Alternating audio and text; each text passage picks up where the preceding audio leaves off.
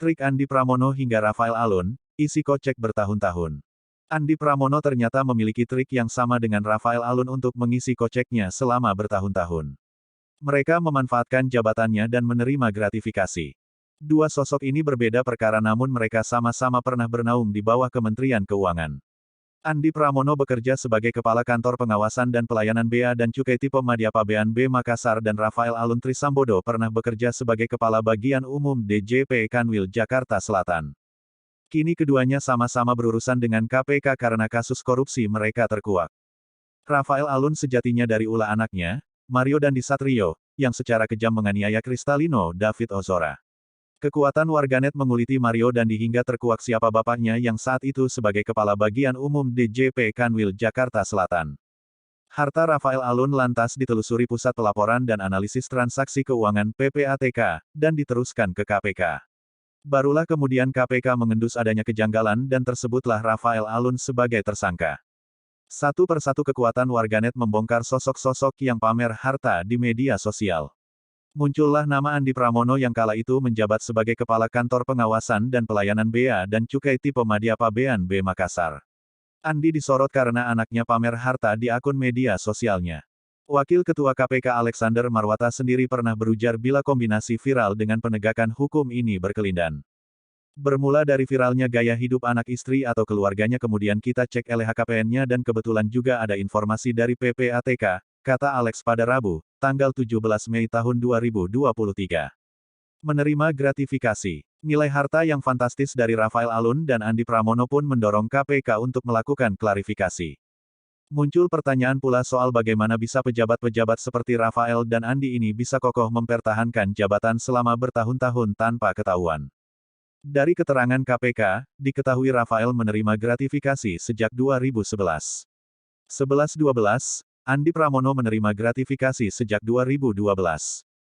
Pada Senin, tanggal 3 April tahun 2023, Ketua KPK Firly Bahuri menyebutkan bila Rafael Alun mulai menerima gratifikasi pada tahun 2011. Saat itu Rafael Alun bertugas di Jawa Timur.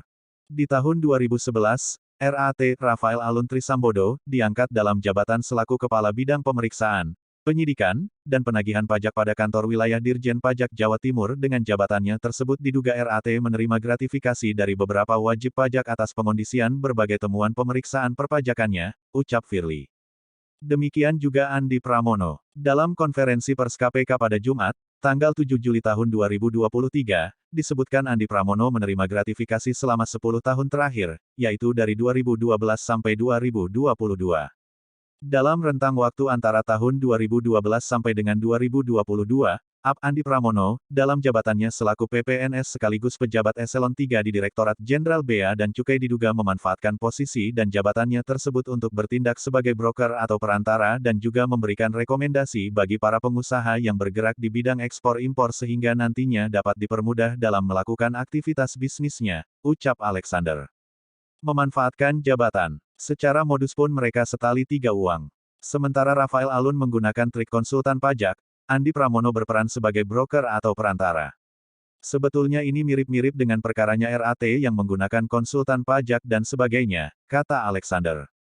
Alex mengatakan Andi Pramono berperan sebagai broker atau perantara sekaligus memberikan rekomendasi kepada pengusaha ekspor dan impor.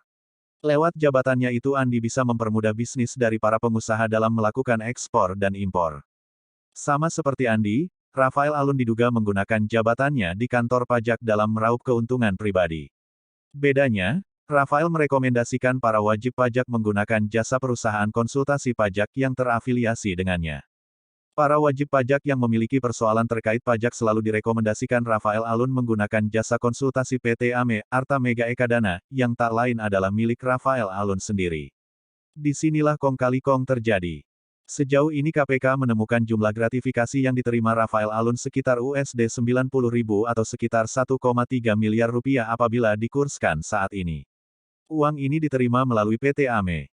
Kini baik Rafael Alun maupun Andi Pramono sedang diproses hukum oleh KPK.